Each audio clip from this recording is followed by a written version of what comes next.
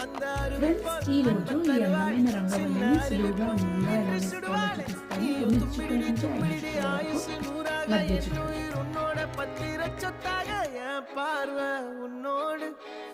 பொம்மை கண்ணோடு பேசாமல் விண்ணோடு நாம் மிதந்து போவோம் காதாரா அடியானாலா நான் தாங்க மாரோடு வா மிருது தேரே